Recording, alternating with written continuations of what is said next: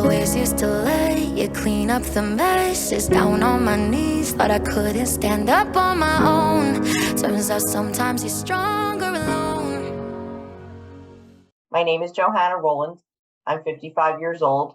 I am a former Jehovah's Witness, and I am shunned. So, Johanna, how'd you come to be one of Jehovah's Witnesses in the first place? So my parents were hippies in the 60s, and my dad believed in a utopian society. And a gentleman at work started talking to him. He was a Jehovah's Witness, and my dad started to have a Bible study. The whole thing about the paradise, he just fell for that, and they became Jehovah's Witnesses. I was about 2.5 years old when my parents got baptized. Yeah, you can see how a utopian viewpoint would mesh very well with the whole promise of the paradise, right? Yeah, exactly. So he was the person who kind of, I guess, brought that influence in. And so then was it pretty much all you ever really knew because you were so young? I don't remember ever not being a Jehovah's Witness. Okay. So it was everything to you. What was the worldview that it gave you? And was your mom around? Did she kind of come into it as well? Yeah, she did. At first, she was very resistant to my dad. And I think from the stories that my mom has told me, my dad said to her, she gave him an ultimatum. It's me or these Jehovah's Witnesses. And he decided to go with the Jehovah's Witnesses. And she didn't want to leave him. So she stayed and became a Jehovah's Witness as well. Wow. Okay. Yes. I mean, like, that's a tough thing because becoming a Jehovah's Witness to, I guess, appease her husband or whatever, like, that's a difficult thing. It's a very performative religion. It takes over your entire life. So that's an interesting thing a path to go down. Yeah. And I've never really sat and thought about that and how difficult that must have been, or the decision that she must have made at that point. But I mean, she told me that she was still hiding a Christmas tree in the closet for quite some time, and like things like that. So I felt like at the very beginning she really did not want to be a Jehovah's Witness, but my dad, he did. And he really quickly became very involved. And note this, that was also in the 70s. So I was born in 67. So it would have been like 1970 when they first came in. And the whole 1975 thing was huge back then. Yeah. So that was even more pressure because his utopia, for anyone who's not listening or who's listening, who was not one of Jehovah's Witnesses or doesn't know, the witnesses had predicted the end of the world occurring in 1975, thus ushering in this new world, this utopia. So I guess that would have put a lot of pressure on your dad. It's time to perform. This is it. Yes. Yes. So he became an elder, and he was pretty much Mr. Elder. And my mother was a regular pioneer. So we were pretty much nonstop involved in being Jehovah's Witnesses when I was a little kid. And you said you were born in 67? Yes, I was born in 67. Okay, so then you were probably old enough, talking about the worldview that it gave you, you were probably old enough to remember a little bit of the whole 1975 deal and how things are being talked about and the feelings around that. It was talked about constantly. It was always being talked about. 1975 is coming. It was always being talked about. So, and the worldview that my parents gave me was basically, if you were not one of Jehovah's Witnesses, you were going to get destroyed. And so, it was scary for me because obviously we were the only people in our family, our blood family, that were Jehovah's Witnesses. So I was thinking, my grandparents were going to get destroyed, all my uncles and aunts and everybody that I knew that I loved that was not one of Jehovah's Witnesses was going to get destroyed. And that was difficult for me as a kid. Very difficult. Well, sure. So, you can probably remember, 4 to 7 years old, so to speak, being exposed to this kind of talk, 4 to 8. Yeah. Um, so, it's one thing when you're a Jehovah's Witness today, and you're always told that the end is going to come. It could come tomorrow or whatever, but it's kind of nebulous. You were very specific. Right. Yeah, for sure. And some of the things that my dad would do, he always read me bedtime stories from the yearbook, and particularly the yearbook that dealt with Nazi Germany. And Oh, I yeah. so as a little kid, that was my bedtime story to hear that. And he would say things to me like, if the authorities are coming for me and your mom, are you going to be able to, are you going to be able to stand up to it? And, here I was, like a 5, 6 year old little kid. And I just didn't want someone coming to my house and, beating my parents and taking them to prison and all the things that happened in that, stories in that yearbook. And he was telling me these are the things that are going to happen at the end. And it was scary as a kid, really, really scary. I remember crying pretty much all the time, every time I had bedtime stories or when we would talk about, the Armageddon. And I would just say to him, I know there's good people. What about, and I would always say my grandma, I loved my grandmother very much. What about grandma? She's a really good person. She doesn't do anything wrong. I don't understand why she would get killed. And that was kind of how that indoctrination was back then. It was very, like constantly talking about Armageddon coming and the world coming to an end.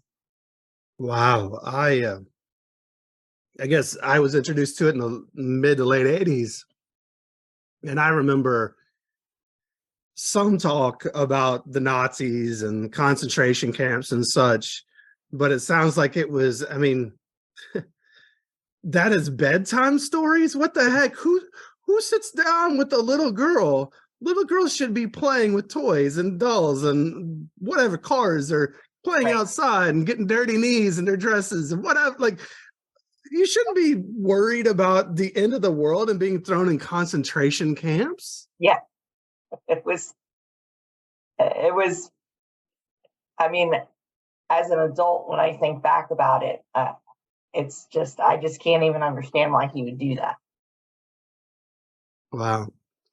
Well, it's the fear that is instilled in you to keep you on the straight and narrow, right? Yes. Yes, pretty much. So, so you have all this fear being put into you. Did you start going to school Yeah. regularly? Like other kids? Yeah, I went to public school, and so that was the talk every year before school started about how I'm going to stand up for myself, and I'm not going to salute the flag. I'm not going to celebrate holidays. I'm not going to get involved in any kind of, holiday parties or anything that they're making in class that's for holidays or birthday parties or anything like that. So yeah, and so that was kind of stressful always on the first day of school, having to like pull my teacher aside and let the teacher know what I could and couldn't do, how I wasn't going to salute the flag, how I wasn't going to participate in anything. And yeah, so most of the time when those kinds of things happened, I sat outside the class in a chair, kind of like the person that's being disciplined. I was out there Yeah. in a chair by myself. Yeah. Been there, done that. Not fun. Not fun. But but when I did it, I didn't have the notion in my head that literally in a couple of years the world was going to end with any specificity. Yeah. And so it has to be hard. Was it hard to go to school with these other kids, knowing that they're not little witnesses and the end is coming? I mean, with a specific date. It was because I was always very outgoing I always, I love people. That's pretty much how I am. Yeah. And so, it was sad for me because I knew that they were all going to get destroyed. And I constantly felt sad about that. I would even ask my dad, when he would have his Bible studies with me, why little kids, they don't know, they're little kids. Why would they not, why would they get destroyed? And the answer was always, well, if their parents don't do what they're supposed to do, then, it basically their parents' fault. So they're going to pay for the sins of their parents, basically. Yes. Yes. That's just brutal. To have had that be the foundation of the experience, to have 1975 looming like that in your formative years. Yeah. Did you did you all, what about in your family? Were you all talking about it all the time? Pretty much. Yeah. My mom and dad didn't really ever talk with me about their own personal experiences. If something happened, if I did something wrong, if I was being punished, it was always, the Bible got whipped out. I used to say my dad had 2 Bibles in a holster, and if there was a problem, it would be like, here it is. There was never any kind of like a personal, and it was always, we're worried about you. You're not going to make it, that kind of thing. It was always a guilt trip that I was on, a guilt trip that was fueled by having to read this Bible on a constant, so we did a lot of Bible study. So we had a family study once a week. That was a given. There was never not having family study. And then I had my own personal Bible study. And then we had to study for the meetings as well. So there was constant Bible study going on in the house. And there was a lot of, if you don't study for the meetings, like kind of like guilting about, you're not doing it good enough, you're not putting in a good enough effort, that kind of thing. And in our congregation, my father was very, very well loved. And I don't want to put him in a bad light because he was a wonderful person. He loved people. He's kind of like I am. And he just wanted to help people. He was a very loving person, as far as people would say in the Kingdom Hall, he's the next best thing to Jesus. And I'm not kidding. That's what they would say. Wow. Okay. Yes. Yeah. So it was a lot to live up to. And so I was also kind of like the golden girl. I never did anything wrong. I was a goody two shoes. And also the dynamic in our Kingdom Hall was kind of interesting because I grew up in Atlantic City. It's probably like pretty much almost all Black community. Mm-hmm. And we were one of 2 white families in our Kingdom Hall. And so, thinking back about that, there was also like that kind of dynamic there too, so it was very like I was constantly being held up as an example. I was on the stage all the time giving demonstrations, or people were saying things about how good I was, how great I was, that kind of thing. So it was a lot to live up to. Yeah, I would say so. What was the atmosphere like at home? I mean, obviously, you all were the family that was into all the witness things. But did you, I guess, pre-1975, did you all were you all doing things and having fun? Was there time to enjoy life, or were you all so focused on the end is coming that there was nothing else? No, I mean, my parents did do fun things with me, like the meetings and field service came first. So, did I do fun things? Well, growing up in Atlantic City, I was on the beach pretty much every single day. It's a great place, shore towns are a great place to grow up. So that, I love being at the beach. That's, a huge thing for me. We went to the parks and stuff like that. So yes, we did have fun. We did do things that have fun and have fun with each other. Also, my mom played an instrument called an autoharp, and my dad played a harmonica, and they would sing and play together. Oh, So wow. that was a huge thing in our family as well. And they didn't just, they didn't sing like they sang. They were always very into music, and I am Not also, just kingdom songs. yes, I am also very into music as well. So, and I learned a lot about music from them. So they had that folk music background because they were hippies. They actually went to Woodstock, before they became Jehovah's Witnesses. They were at Mhm. Woodstock. I'm named after a Bob Dylan song. So,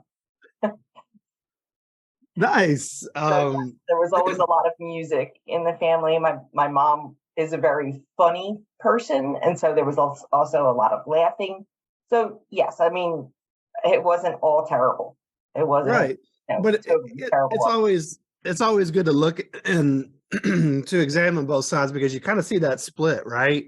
Yes, You see the human side of your parents, and then the witness side of your parents that really starts to dominate, and sadly sometimes can even take the place of some of those fun human times over time, yeah, and as things get serious. yeah. Also, another thing is that my dad was a huge baseball fan.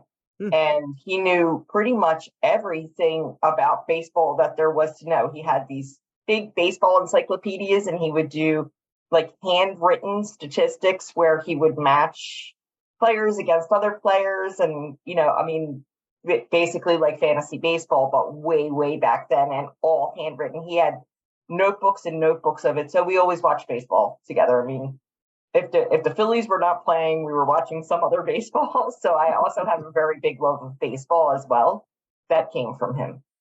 Yeah, that's awesome. I love it, when you could look back and see some of the things that they shared with you that were just parts of who they were and their base humanity, and what they were interested in, maybe Yeah. even pre-cult. Yep. Yep. That's always nice, because they had an identity before becoming Jehovah's Witnesses, and giving that identity kind of over to the religion itself. So did you notice any marked difference in the way things went? After This is just a 75, personal question, like pre-75 and then post-75. Did you notice, like, was there any kind of change as you're observing it in your family? Did they, I don't know, like, it's not something that I was around for. So I just always wonder, were people disappointed? Did their faith waver in some way, or was there any notable changes? I remember there were a lot of people that got disfellowship at that time Mm, in 1975.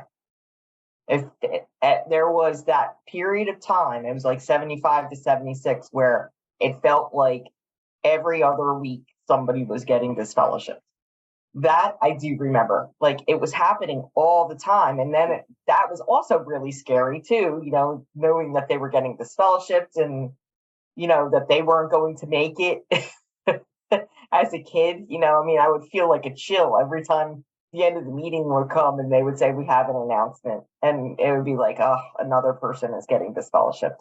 So that did happen a lot back then. As far as in my family, I don't feel like anything changed. Maybe even I do remember hearing a lot of talk about it, like a lot of talk about, trying to save face, and, they never actually really said it was 1975. It was a long time ago, so not specifically what I remember, but I do remember it being spoken about. But my parents did not waver at all, okay. not even a little bit. I wondered, because I could see some people getting super disappointed by, oh, here comes 1976. Uh-oh. Yeah, And I could also see and maybe that's why some people were getting disfellowshipped. I don't know. maybe they Wow. were just holding on, and then they came and went, and they were like, Okay, but for you, things just kind of stayed the same. It was just steady Eddie, as they say. yes. Um, So then how did things go as you kind of went into your teenage years, or how did your life kind of start to grow? Yeah. So, like I said, I was always very, very social, and it got harder and harder for me to make excuses as to why I couldn't hang out with people. Um, and it got harder for me to not want to hang out with people. So that was difficult for me. It was also kind of like more of an embarrassment to me that I was a witness. I didn't talk about it a lot. I only talked about it when I absolutely had to. My mom and dad were constantly telling me that was my territory. I should be talking to people, and I definitely did not do that. People knew I was a witness, but that was it.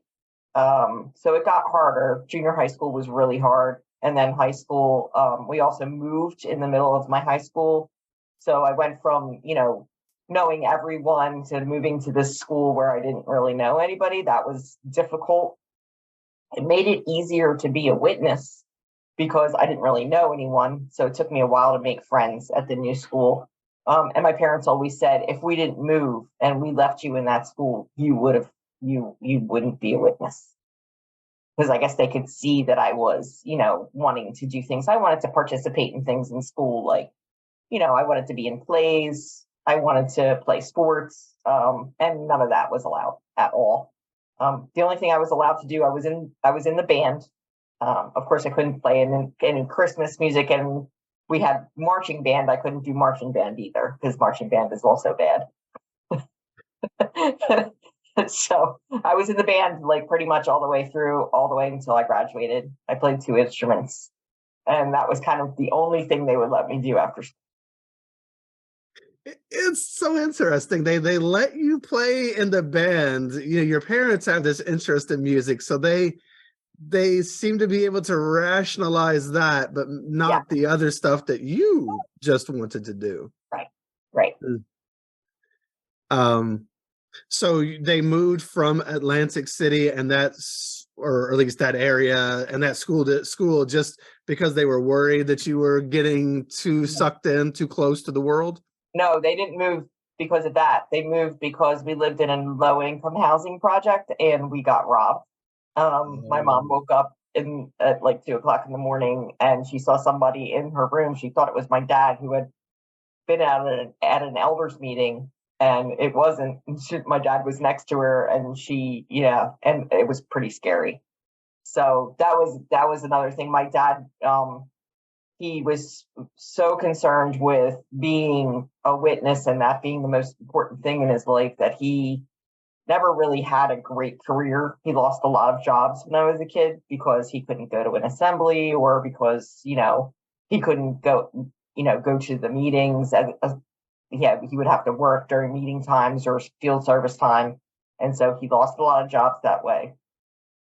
And so I grew up pretty poor.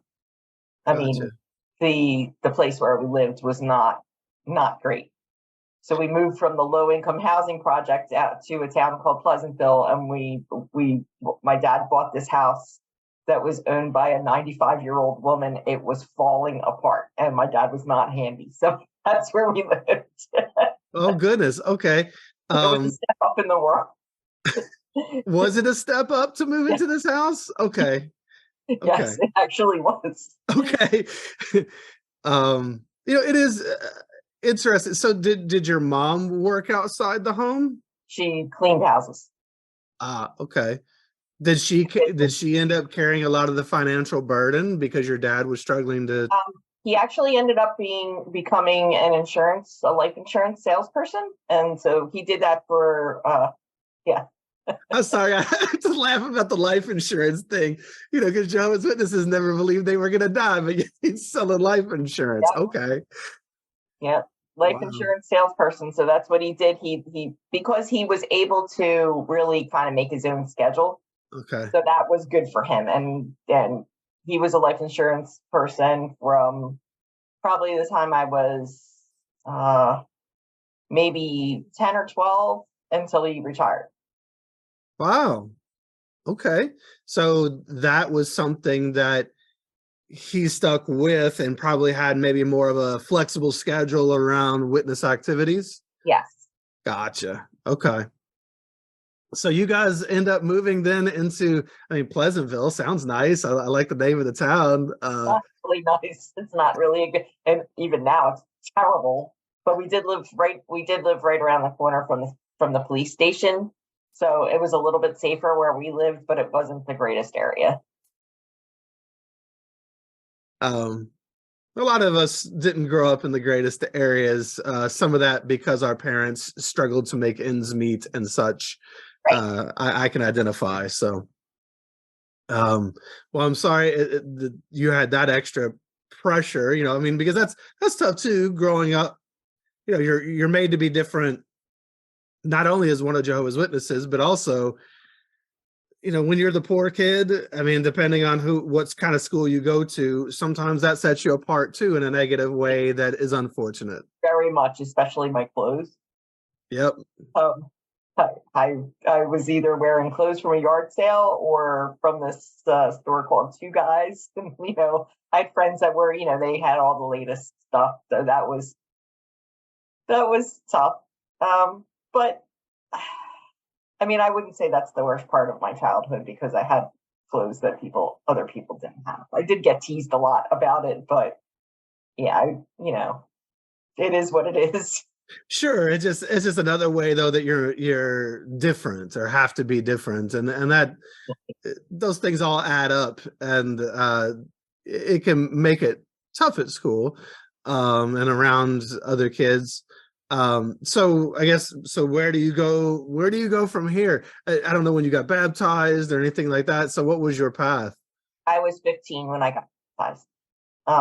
My parents started talking to me about getting baptized pretty early on. I was not really interested in getting baptized other than I knew it would make them happy.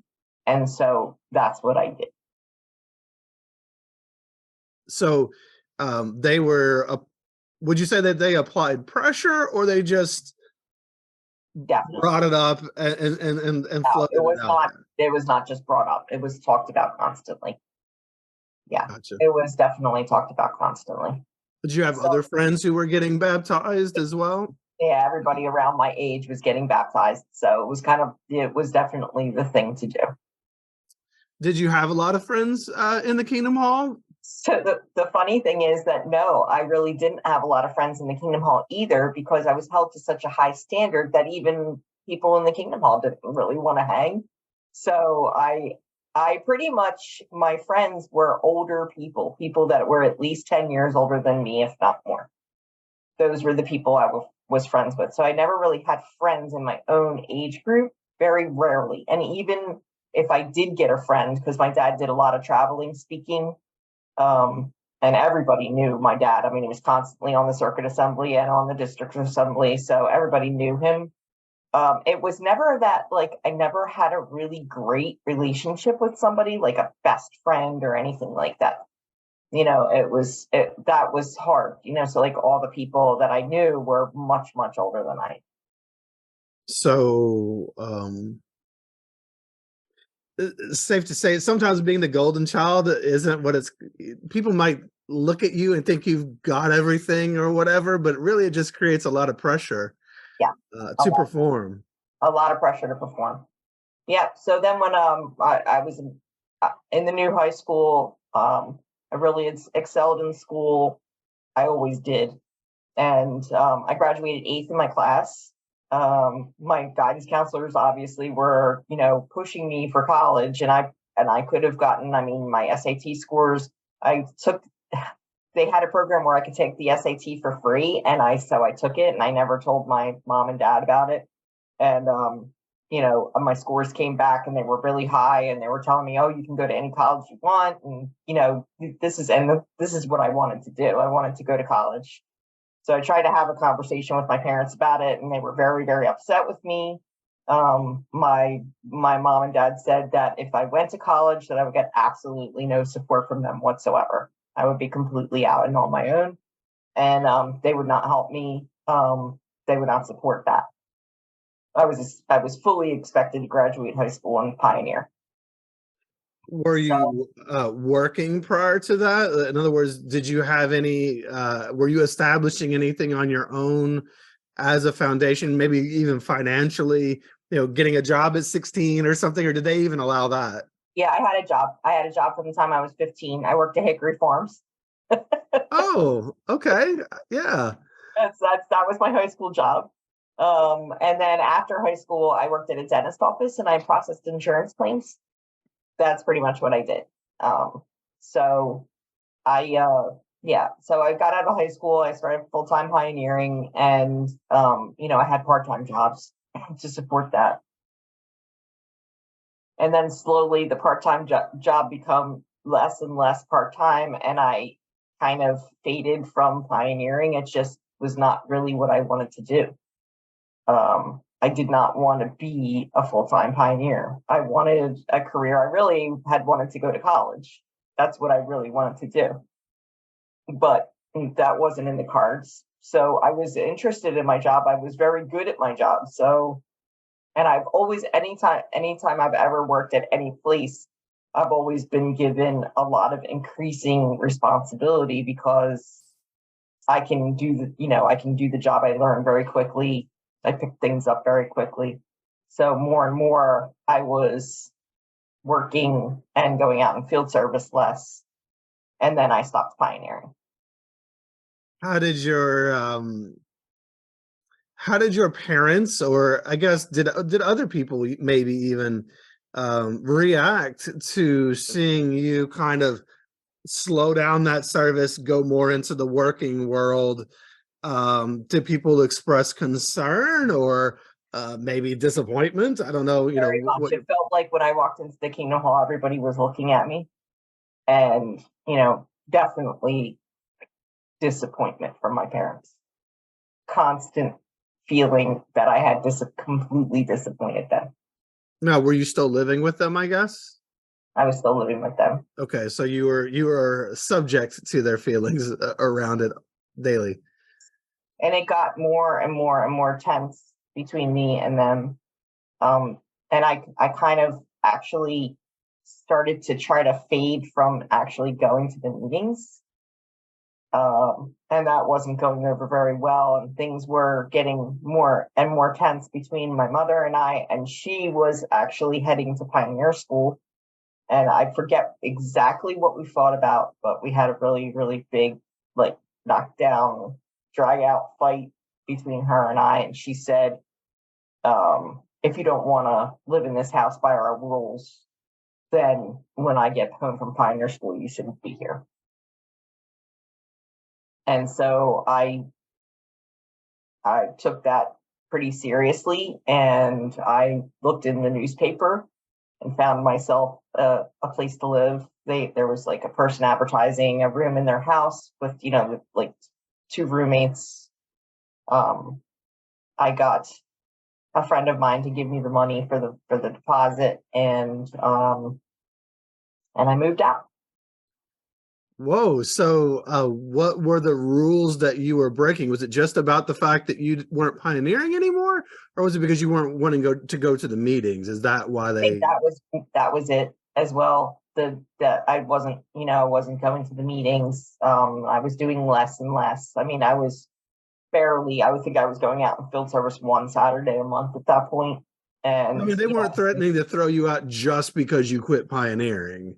It was because you were really slowing down all of your activity. Slowing down all of my activities. Allow me to break in here for a second. This channel is made possible by you, the listener. If you appreciate what we're doing here, please consider supporting at patreon.com/shunned, or leave a review on iTunes or other platforms. Like and subscribe. All those things help the channel.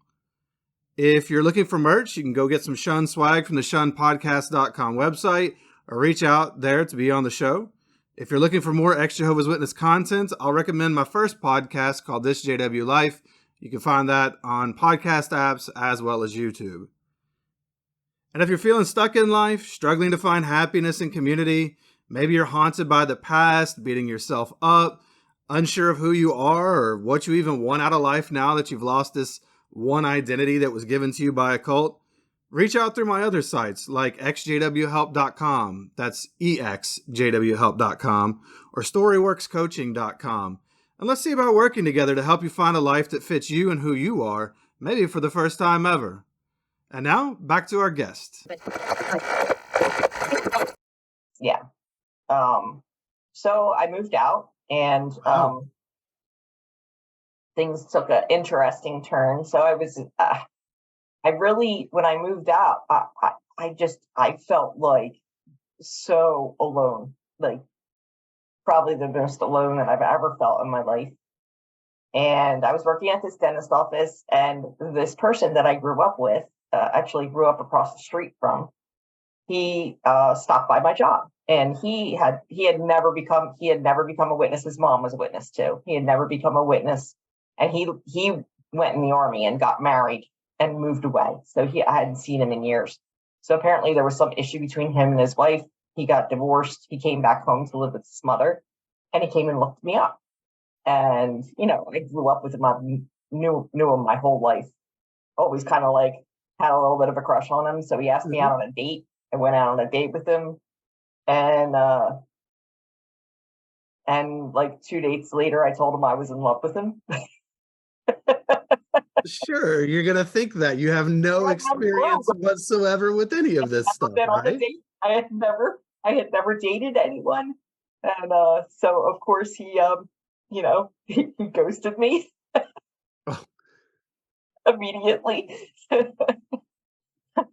And he sent a friend of his to, what he told me later, to kind of break me in. And I ended up marrying this person 3 months later. Okay, so a lot of things have happened there really quickly. So now these aren't Jehovah's Witnesses, right? They aren't, but they were both raised as witnesses. Okay, so they were witness adjacent, and they okay. So how were you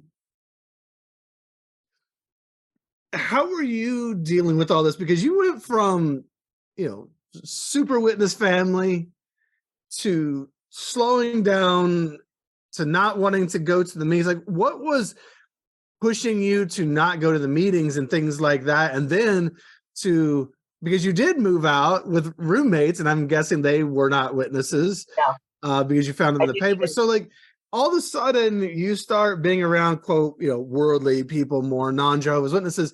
Were you just really not that attached to the witness doctrine and such, or what was it for you that was making you wind down like that? Were you just burned out?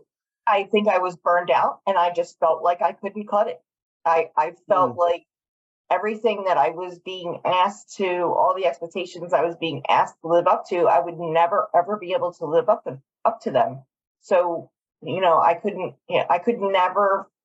never felt like I made my parents happy. No matter what I did, I never felt like I made them happy. And so I just couldn't handle that any longer. So then, echoing basically everyone else that I've interviewed, including myself, you felt like you could never be good enough no matter what you did. It was almost a wasted effort, because it's like you were chasing something that you could never obtain. Yeah. So I just basically felt like, okay, I'm gonna die at Armageddon, and I'm gonna just go and live my life until that happens. Gotcha. Okay.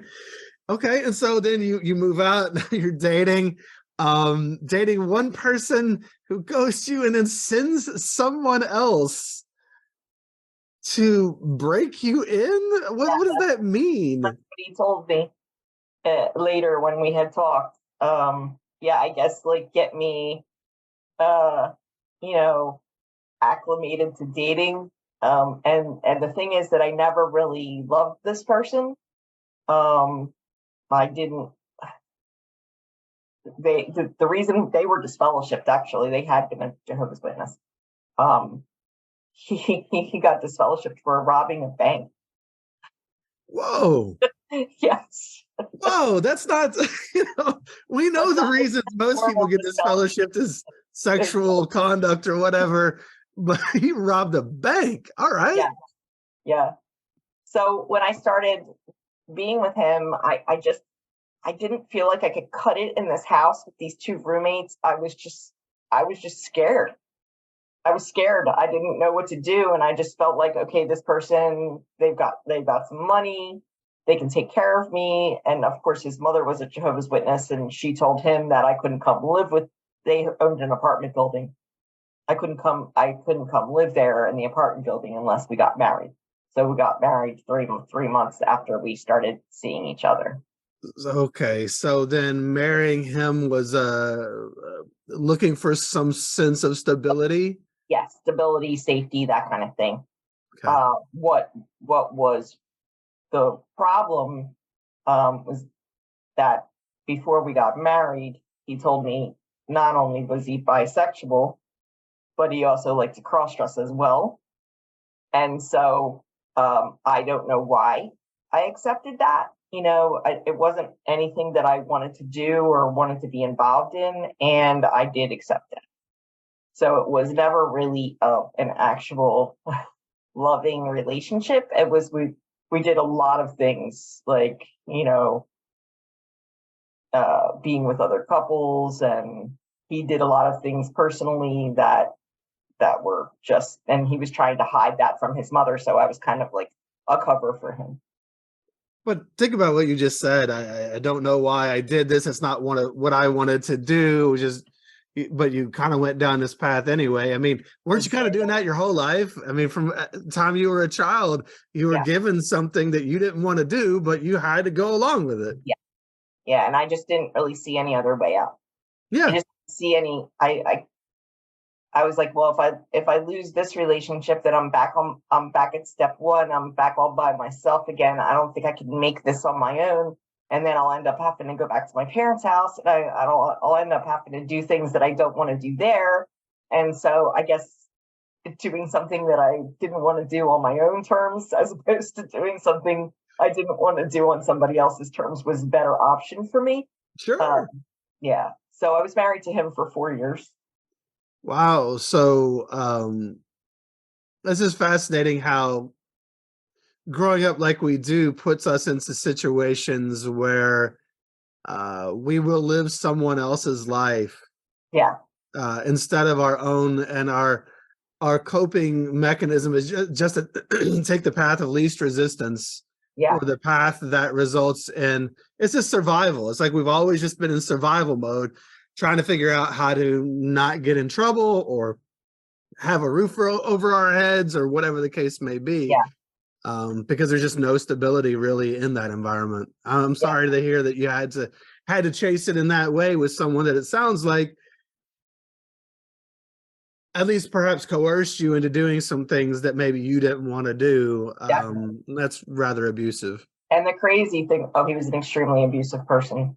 So the crazy thing about it is that we both got reinstated during the course of our marriage. Oh, wow. He got reinstated. He was this kind of person. He was like, I'm just going to see if I can make them believe that I'm repentant.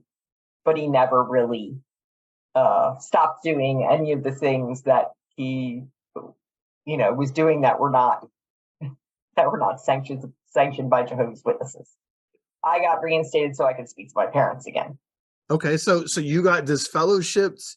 I got disfellowshipped for inside of that first marriage. Actually, I disassociated myself when I started speaking with him. My dad came to the house. He wanted me to meet with the judicial committee. I wouldn't do it. That was really, really tough. He was crying. He was sitting at my table and he was crying and telling me he'll never be able to talk to me again. He'll never be able to hug me again. And then I just wrote a letter and I disassociated myself. So this was, I was 21. Yeah. Why were you being pressured to see the elders? Because you were dating him? Yes. Dating him, and he had been disfellowshipped. Yes. So therefore, that's the reason you would be have all eyes on you, because you're dating a disfellowship person. But Okay. And so then instead of meeting with the elders, you just wrote the letter and decided not to go through that judicial process. correct. Okay. And so then you were disfellowshipped as well. No, you were disassociated, but I mean you're treated the same way when Correct. you married that man. Yes. Okay. Before I got married to him, everything happened pretty quickly because I was only with him for like 3 months before we got married. Okay. Wow. Yeah, so I guess that would have had to have happened in short order. Very short. Okay, and then so you get married, and so you went back during your marriage and got reinstated. What was that like for you? It was hard because I knew I was covering for him things. I knew what kind of person he was. I knew I was covering for him. He wasn't really genuine in his going back. And so I was trying to fake the being a witness, and make it look like everything was fine when everything wasn't fine. And the things that he was doing, I mean, I was covering for him. He would like to go out at night, and he would actually like I said, we lived in an apartment building. He would actually lower himself down from our bedroom window we lived on the second floor, dressed as a woman, and go out and go to foreign movie theaters and things like that. And I knew this kind of stuff was going on. And hey, if that's what a person wants to do with their life, then great. But it was the constant guilt of having to cover that up and act like everything was fine. And it wasn't fine, So I was constantly guilty all of the time, the whole time I was married to him. Yeah, sounds like you had to pretend a lot. Yeah, I did. So we got reinstated, and it probably wasn't too long before I started fading again because I just couldn't handle the guilt and the having to hide things and act like things were fine when they were not fine. I also started working at the casino in Atlantic City, and if you've never worked at a casino before, it is crazy. Like everybody is doing something that is definitely not sanctioned by Jehovah's Witnesses.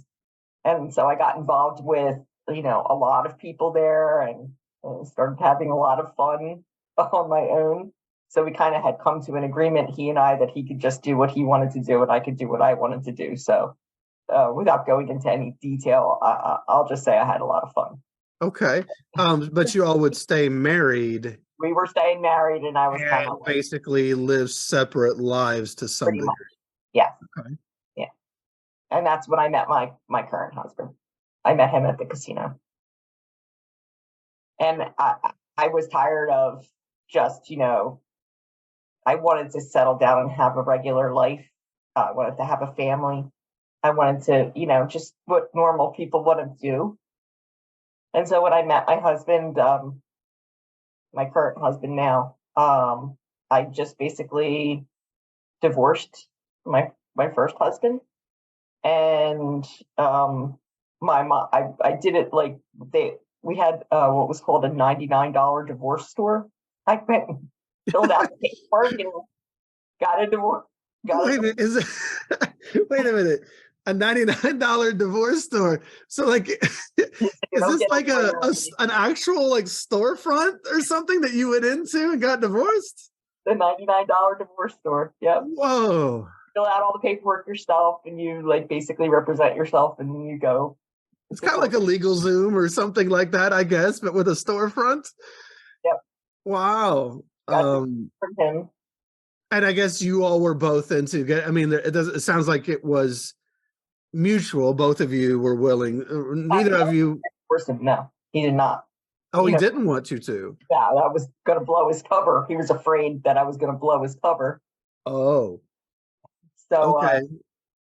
Anyway, yeah. So I never even called my parents and told them I was doing that or anything. And I don't know whether I thought that they would not find out.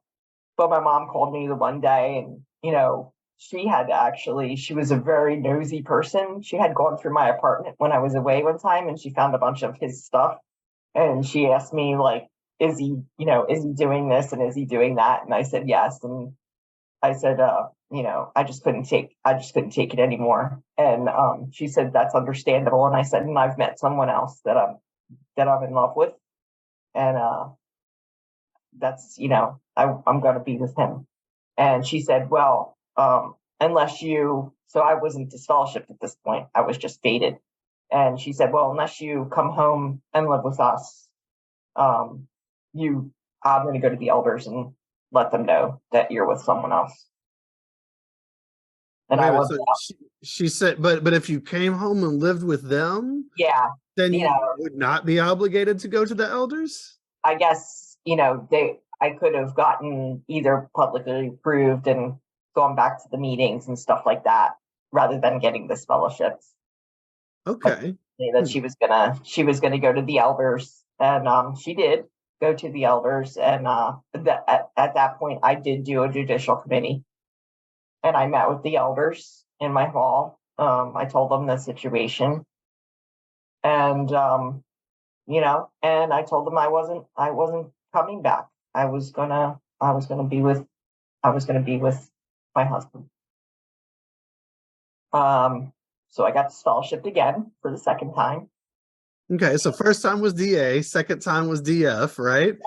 The second time, so when that happens, I guess I don't know, kind of skip past it, but the first time when you disassociated, did your parents shun you outright? Did they have literally nothing to do with you? And do with me. Okay. And so now you're going into this a second time, so you're going to lose your family again. Yep. And I don't know, were you attending meetings at that time? Were you losing other social? I was like half-heartedly attending meetings. Sometimes I would go, sometimes I wouldn't. So yeah. Okay, so you knew you were going to lose any. I don't know if you had any relationships at that point, really, but yes, I did. Okay, and so you had to lose those as well. Was it tough to have to do this a second time? It was really tough. So tough that, our plan, my husband and I, our plan was to basically live together for a couple of years and then get married. And we sped that up very quickly. We got married in 6 months. And I told him that once we got married, I was going to go back. So that I could speak with my family again. And he decided to come with me and have a Bible study. And he got baptized. Whoa. Okay. Kind of almost mirrors your parents' story, I think, in some ways. A little bit. Yeah. Interesting. And so maybe flipped, but so you he obviously cared about you to do all of this, so you all end up getting I guess you get reinstated. And he got baptized. Before or after he got baptized? I got reinstated before he got baptized, and then he got baptized. Okay. And so now you and your second husband are now just regular old Jehovah's Witnesses. Yes, we are. And his family hated it. They were very angry with me. They thought I had forced him into this. So that caused issues, I think, between him and I. Especially they were very, very upset about the holiday thing, that we weren't going to be there for holidays. Sure. And that he had made this decision, and they all really truly believed that I was the cause of him doing that. And that's not necessarily the case, because he had just come out of, before we started dating, he had come out of rehab, and he was looking for a higher power at that point. And this is how he's explained it to me, that he just felt that it sounded good. And so he became a witness. So he was vulnerable, just like anyone who ends up going in. He had something that he was working on, and that was the pull towards this. Yeah. Yeah. Sure. Yeah. So we started our married life, and everything was okay. I had my first daughter. I was like basically auxiliary pioneering here and there. He ended up becoming a ministerial servant. And I don't know why I just never felt, I still never felt really happy. And I had my second daughter, and 9/11 happened. And I think that was a huge catalyst for me, because when 9/11 happened, I thought, okay, this is it. I don't have to worry so much anymore, because this is it. Armageddon is coming right now. It's coming. And I say there's two big things I ever prayed for, and I never prayed. And that was one of the things, even growing up, my dad would constantly want me to pray, and I could never really get the having a relationship with something that is invisible, and I can't see it, and they can't interact with me. So I could never really have, I always felt guilty because I never really had that faith that there was somebody up there that was looking at me. But then again, I thought I was constantly being watched by somebody up there that was looking at me. So, so you only added it in the negative way, the guilt and shaming way, but never that anything could help you. Nah, right. Gotcha. Not at all. Yeah. So when 9/11 came, I was like, I prayed, and I said, please just let this be it, because I just didn't think that I could do it much more. I felt like my husband had kind of become like my parents. Not so much a parent, but he was really into it, and I just couldn't handle it. I couldn't handle it. So, so are you saying 9/11 then was like kind of, you felt Armageddon was going to come, so you wouldn't have to play this charade much longer? Okay. Yeah, we would just be in the new system, and things would be great, and I would have a great house and live by the water, and and everything would be great, and I wouldn't have to get up and go out in field service every Saturday morning, and I wouldn't have to go to meetings anymore. It would just be, we'd all be just happy. Oh, the view that you had of the new system does not quite line up with Jehovah's present truth about all the work they're gonna have to do in the new system, and how they're still gonna just be doing the things that they do. Yeah, and now people are gonna be living in apartment buildings. Go figure, because there's not gonna be enough room for everyone.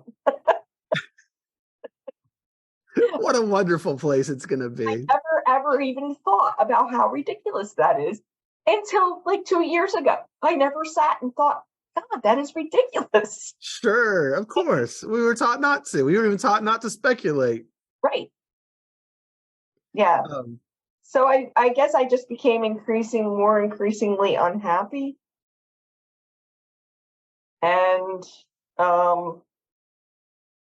I ended up getting this fellowship the third time in 2008. Let's just say I was not faithful to my husband. Understood. Yeah. And what was the outcome of that? So, your second disfellowshipping technically, I guess, but what was, did you and your husband stay together? Did. And I can to this day never really figure out why he stayed with me, but he did. And he was still a witness at the time, and they treated him increasingly worse after I got disfellowshipped, to the point where there was a circuit overseer's visit, and the circuit overseer in front of every elder and ministerial servant in the congregation basically told my husband that if in the business world, when you're not doing what you're supposed to be doing, you get fired. And so basically he got fired from being a ministerial servant right there in front of everyone by the circuit overseer. And that was the point where he said, I'm never going back there again. Okay. Why was he being fired? Let's use that term. What was he not doing? Was it because he stayed with you? No, he was trying really hard to, get to the meetings, I had two girls, get the girls there, do what he was supposed to be doing. But I don't know whether he started having doubts at that point as well, but he wasn't, he wasn't always, he feels like the one big catalyst was that he was supposed to give an away talk, and he got to where he was supposed to go, and he couldn't find the Kingdom Hall. So he never showed up for it. And that was the big thing that he missed. And then he said nobody ever asked him, why did you miss it or anything like that. And he said he called several times to try to find the place, and he couldn't find it, and he missed giving the talk. And that was the firing offense. Boy, he must have pissed off the wrong person, because I know, I remember brothers not showing up for talks growing up and stuff on Sundays at times. Maybe they couldn't find the Kingdom Hall, they had their car broke down, things happen.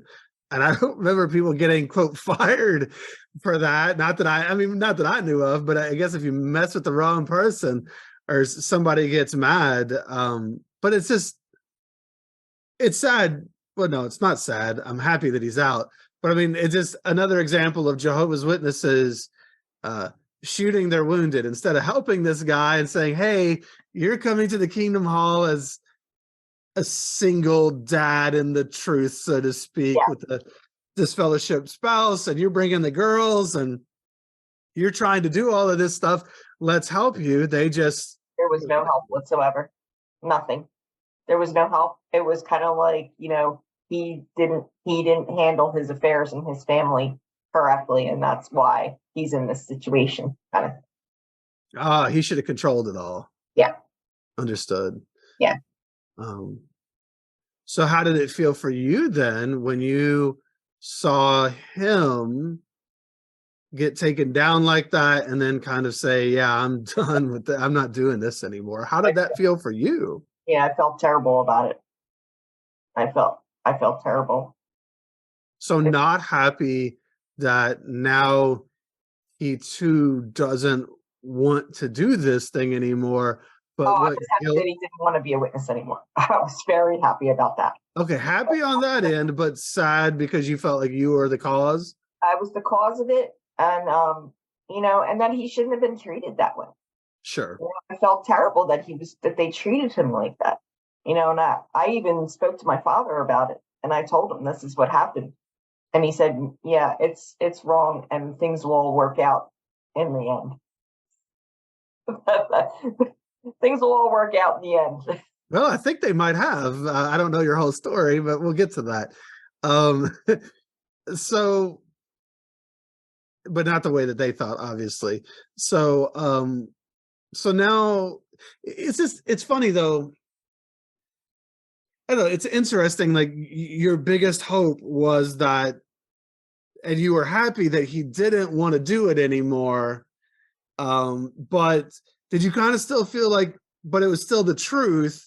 And so he was just I don't know, what a no good slacker or a sinner like you or whatever. Like, in other words, even though you want to not be that way anymore, it's funny how many times though they've got us all twisted up to where even though that makes us happy, we still feel bad because we're not doing what they want us to do and they are right and we're just wrong in wanting what we want. Yeah, it's I just felt like, I guess, shame and embarrassment all around. Sure. Yeah. And what I failed to mention is that after the whole 9/11 thing, I decided to start going back to college. Oh, wow. Into college. So I started with like one class at a time. My daughter was about 2.5. My younger daughter was about 2.5. yeah, so I was going to college, and that wasn't looked at very well by my parents. They didn't want to hear about it. Like I would try to tell them about my classes, they didn't want to hear about it, and you know, they never came to my. Well, I was still baptized when I got my associate's degree. They never came to the graduation. Yeah, so nothing. They didn't want anything to do with that. So that was just like a huge embarrassment for them, I think, that I was pursuing education. So again, talking about things being twisted up,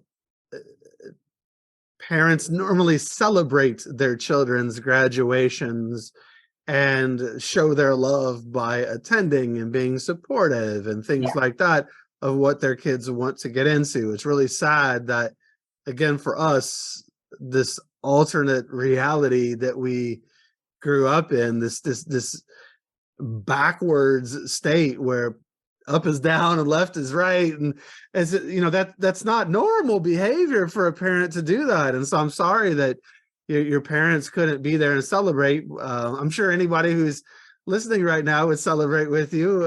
That's quite an accomplishment, especially in the face of so much drama and lack of encouragement and lack of support. Yeah. Again, that's all you. Good for you. Yeah. And my husband, I mean, he stayed with the kids while I went to school. Yeah, Do it online. that's what support and love looks like. Yeah. And maybe that's why he stayed with you, because he actually Because truly he loved you. he really loves me. Yeah. And it took me a long time to actually figure that out and figure out that I had a great relationship, but I had somebody in my corner, because it took he and I a long time we were at odds for a really long time. A really, really long time. So then the next, I think the big next big catalyst was the pandemic, and I literally, I think I had, I don't know, a nervous breakdown. I remember being outside in my backyard, and I was just like, I deserve to die, but you don't all deserve to die. You don't, and my daughters don't, and our friends don't. And I just, I really, really broke down during the pandemic. I didn't realize how much I was still really indoctrinated, and it was tough. I went through a tough time, and then I found Floyd Evans, and I started I binge watched a friend of mine who is also disfellowshipped, but we've always stayed friends. He sent me one video, and from that one video, I binge watched that stuff pretty much nonstop for about 6 months. I mean, I was watching hours of it a day. Well, sure, you're trying to deconstruct, and you're deconstructing not just the doctrines, but the resultant shame that comes along with it. And I'm sorry, I know you're not alone. I had people who during the pandemic would come to work with me in my coaching practice because they were thinking about going back, because and they were like, I need to talk to somebody. I'm scared and I don't know how to handle this thing. And so, I worked with a lot of people during that time through that very thing, because there's just this shame that you're such a bad person. And we were taught to feel, again, guilt is I did a bad thing, shame is I am a bad person. Mm-hmm. And it's this feeling that we somehow at our core are defective.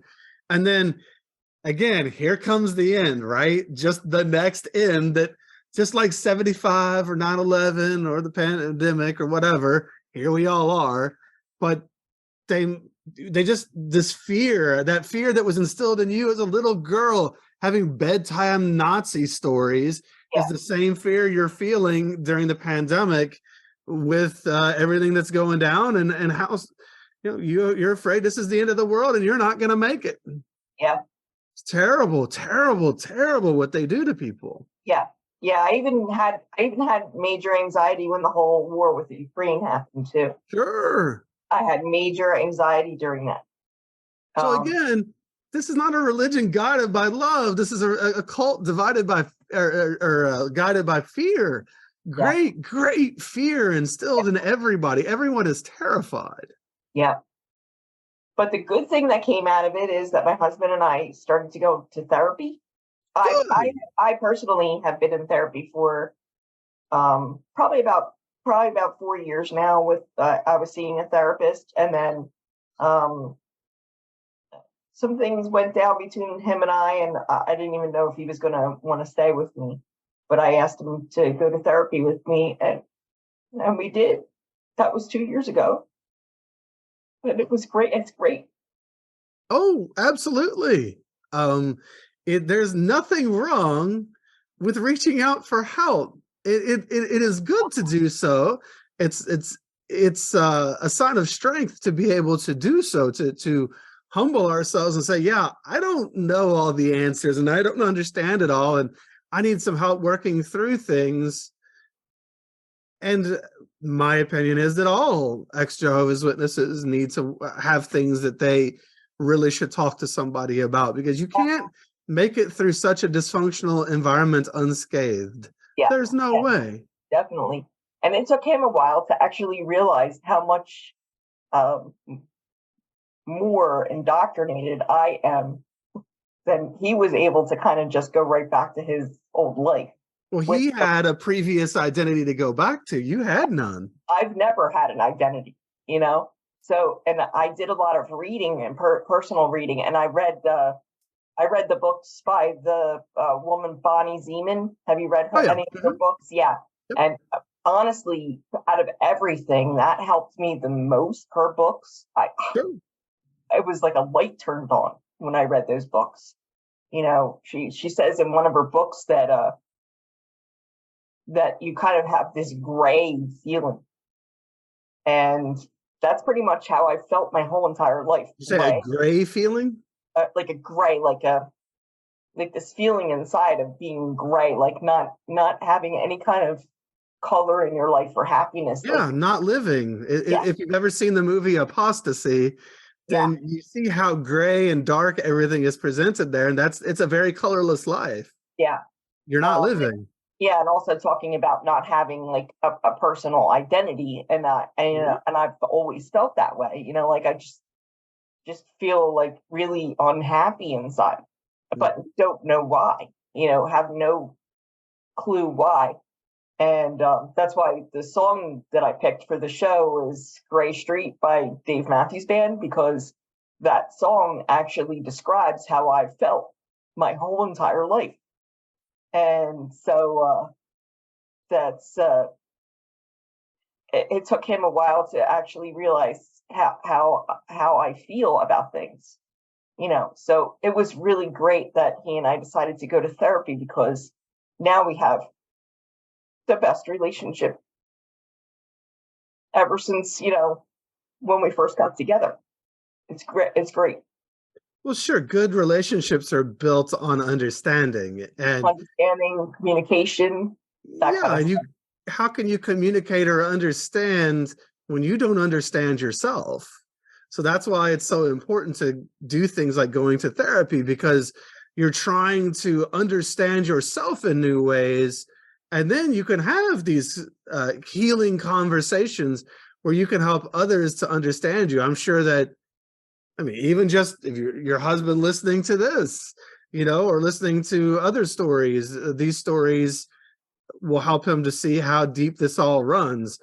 Again, he joined it later in life, had a previous identity to go back to. Right. We did not. Right. Yeah. And I'm sorry, though, that it, you know, again, Jehovah's Witnesses just hurt everything. They cause a lot of pain. Yes. Yeah, for sure. So that's where I am today. You know, I have two great girls. My I have a great career. You know, I've gotten my master's degree. Congratulations. Thank you. You know, and it's really paying off. So I mean, my job is every time. Like, I always joke because we get pretty decent bonus at the end of the year, and I'm like, I've never thought I would ever, you know, make the kind of money that I make, or have anything like that, or be able to like think about, okay, when I retire, I'm going to buy a little house in Florida and I'm going to live there. We're going to, we have a boat. We go out on our boat every weekend. Think really actually enjoy our life, do things that we love to do. So, I'm glad that you get to enjoy your life today. That's something it doesn't sound like you did a lot of, was enjoying your life throughout the years. And I'm glad that you and your husband, and you have two daughters or daughters. Yes. My older daughter, she's 27. And my younger one, she just went back to school to get her master's degree. Congratulations to her too. Thank you. We dropped her off last week. She's going to Pratt Institute in Manhattan. So yeah, that's exciting. And my older daughter just got married in September. So we have a wonderful son-in-law, and things are good. That's awesome. May I ask, so what has been the eventuality? So I guess, are you shunned? Have you just remained shunned? You never spoke to your parents again? So during the time, so I guess it was about 7 years ago now that my dad passed away. My dad had heart issues his whole entire life.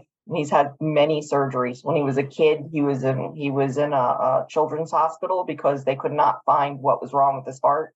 They finally found it when I was a sophomore in high school. He had a surgery then, and then after that, he's had to have many other surgeries. And the last time, he was told that he needed to have like a quadruple bypass, and he didn't want to try to find a doctor that could do it bloodless, so he kept trying to do other things that would stave off the surgery, like having stents put in and things like that. And he waited way too long until his heart was far too weak. And he found a surgeon that was willing to do the surgery bloodless. This guy is not only a heart surgeon, but he's also a civil engineer. Very, very intelligent guy. And he does bloodless surgery at Abington Hospital in Pennsylvania. So a month before the surgery, they needed my dad to get like stronger before he could have the surgery. And so he told my mom and my sisters and my brother that I was to be allowed to be there, that they were to treat me as if I was part of the family. And I went and I stayed with him pretty much every day. We got to talk a lot. And then after he passed away, so he had the surgery, it was successful, and then he died like an hour after surgery because his heart was too weak. Oh, I'm sorry to hear that. Yeah, it was pretty devastating.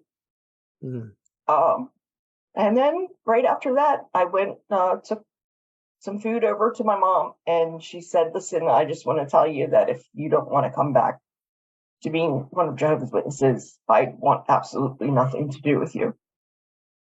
And that's been it. Because that is, sorry, I'm a little dumbfounded. So you're saying that like literally directly after he passed, you took some food over, and that's the response? I'm so sorry. And I did see my mom at she literally lives 5 minutes from me. I mean, I went to take the train to work the other day. I saw her outside doing cart witnessing. It's pretty sad to, see your mom on the street and not be able to stop and say hello or anything like that. Her brother died during the pandemic. He died from COVID, and we had a funeral for him. And she wasn't even going to come up and talk to me at the funeral. I actually walked straight up to her and I hugged her and gave her a kiss and told her I was sorry, because as far as I'm concerned, I don't shun people. So I don't not speak to her. She doesn't speak to me. That's how I feel about it. Sure. But other than that, as far as contact goes, no, there's no contact. And she also has completely stopped speaking to my girls who were never baptized. So she does not speak to my daughters. which is a shame. She's missing out on 2 beautiful grandchildren. I was gonna say,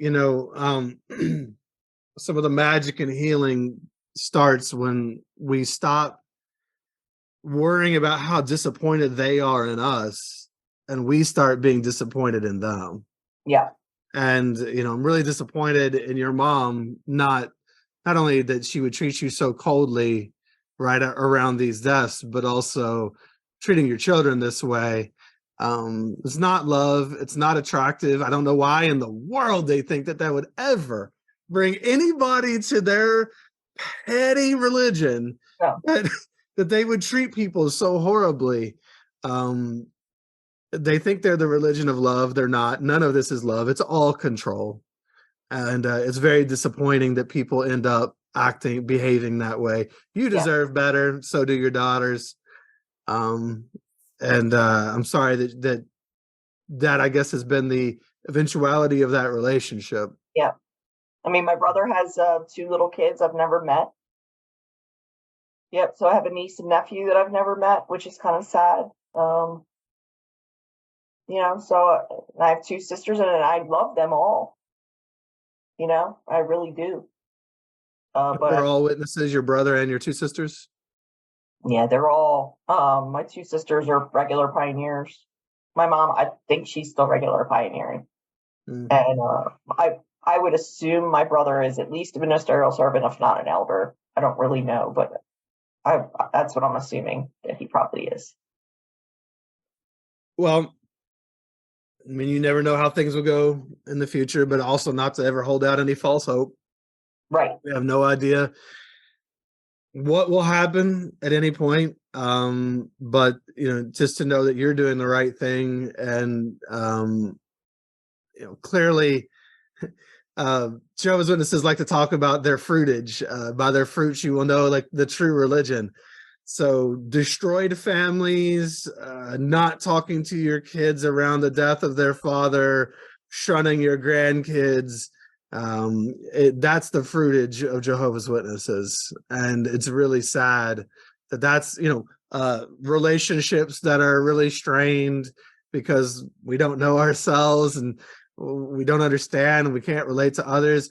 It's the fruitages are just atrocious. And I'm so sorry that you were impacted by it, but I'm so happy that it sounds like you and your kids and your husband today have really kind of put together a life that rises above that disappointing JW existence. Yeah, I think so.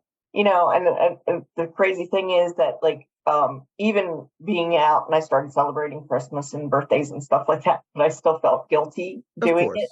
And I didn't actually enjoy having Christmas until like the last 2 years. Really, really enjoyed it. Same with birthdays. I still have like a little bit of a hang up. It's really hard for me to sing the birthday song to people.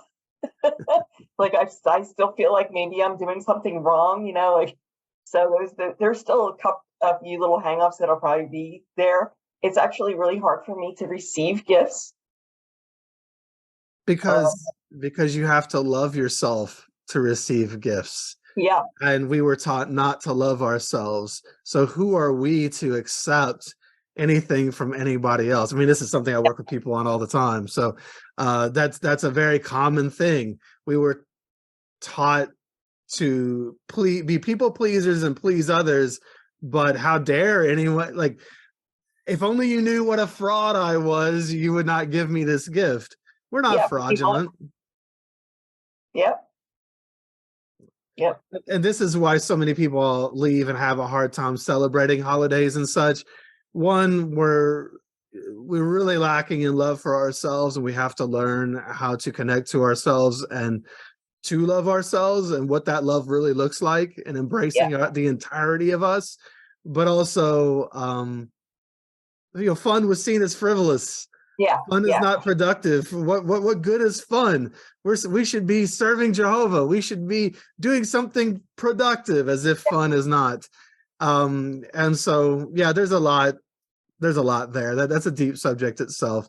But I'm glad that you're starting to at least be able to enjoy some of those things. And healing is a process. It's not an event. It's not. It takes time. You don't get rid of however many decades of indoctrination and the way the culture of it impacts us psychologically, you know, in an hour session with someone. It takes time. You have to keep working at it. Absolutely. Absolutely. And then enjoying and celebrating the wins that we get along the way is very important. Yep. So I'm glad that you're on that path. Yeah, me too. Me too. Yeah. Do you have anything that you're, I don't know, aspiring to, anything that you want to add to your life or that you're working toward in the future? Or is that kind of wrapped up in, like, you're talking about the Florida house or the boat, you know, those kinds of things? Yeah. I mean, those are that I just want to enjoy my life, you know? I mean, I have a great job. If I get a promotion, that's great. If I never get another promotion, that's great too. I really, you know, I mean, I feel like I made it.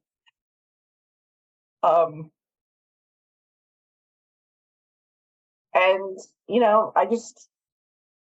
I'm happy that my girls, that, you know, they don't really have to deal with this kind of guilt and shame, you know, like me supporting my daughter going to college. I mean, I'm overwhelmed and happy that she can do that and not feel any guilt about it. You know, this is what she wants to do. This is how she wants to live her life. And, you know, and I'm happy that she's got a path, and she, you know, that she has, you know, my older daughter, she's married. She's hoping to start a family soon. And I'm happy for her, you know. They don't have to be guilty for wanting to do those things, or, you know, feeling like, you know, buying a house is too materialistic, you know, or getting a degree or wanting to make money is too materialistic. You know, they're just normal, everyday things that people want to do in their lives. Sure. Imagine a life where we could just let everybody be who they want to be, as long as they're not hurting anybody else. And we can just let them be that person and be happy for them that they found their way of enjoying their trips around the sun too. Yeah. And I'm really glad that you all have. And I think that's really a good place to end this today, is just you are being the mom that you wish you had. You are being that person who is that support for your own girls. And you can also be that partner for your husband, and vice versa. And that's a beautiful life. That's a life well lived. And we don't always start out living that life. Sometimes we have to go through some bumps to figure it out, but we're all figuring it out. Nobody's born with knowing how to do all this stuff. And most of us were born thrown behind the 8-ball. And so we're learning and growing, and that's what life's about. Yeah. Yeah, for sure. Learning, growing, helping one another, being our best version of ourselves that we can be. So I'm glad that you get to experience that now, and everyone around you.